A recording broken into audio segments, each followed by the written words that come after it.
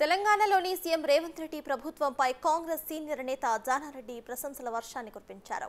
రేవంత్ నెల రోజుల పాలన చూస్తూ ఉంటే సంతోషంగా ఉందని అన్నారు. ఆయన ప్రజాపాలన ఒరవడితో ప్రభుత్వం ముందుకు వెళ్తోందని అన్నారు. ఈ ప్రభుత్వం ప్రజల మధ్యన ఉందన్న భావనను కల్పిస్తోందని, ఇదే ఒరవడిని కొనసాగించి పార్లమెంట్ ఎన్నికల్లో కూడా సత్తా చాటాలని అన్నారు.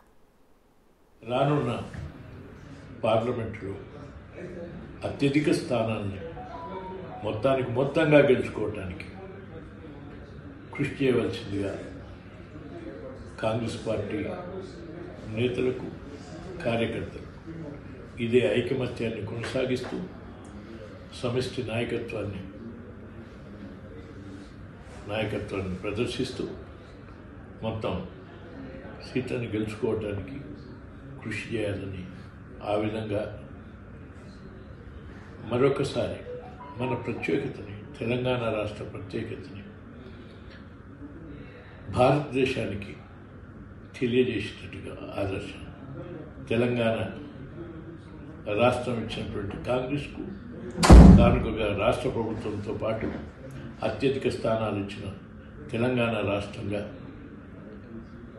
భారత ప్రజలకు, సోనియా గాంధీకి తెలియపరిచే విధంగా కృషి చేయాలని చెప్పి నేను విజ్ఞప్తి చేస్తున్నాను.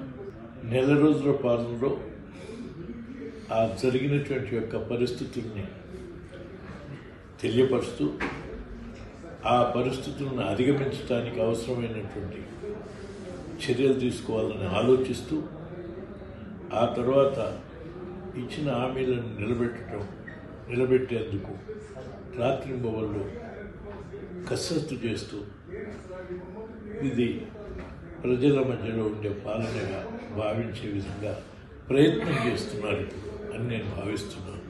అందుకు సంతోషం.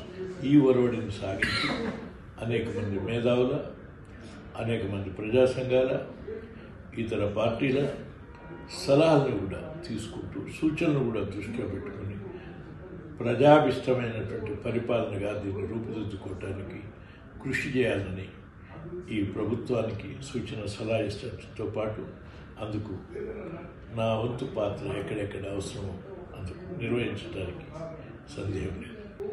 ఎలక్ట్రిసిటీ విషయంలో కానీ, ఇతర అప్పుల విషయంలో కానీ, ఉదాహరణకు ఇంకా అనేక విషయాల్లో, అనేక పథకాల అమల్లో, సంక్షేమ పథకాల అమల్లో వచ్చే పరిస్థితులను కూడా వివరించిన విషయాన్ని ఒకసారి ఆడియో వీడియోల్ని అసెంబ్లీ సేకరించడంతో పాటు పత్రికా ప్రకటనలు కూడా గతంలో ఇచ్చినవి ఉంటే నా దగ్గర లేవు.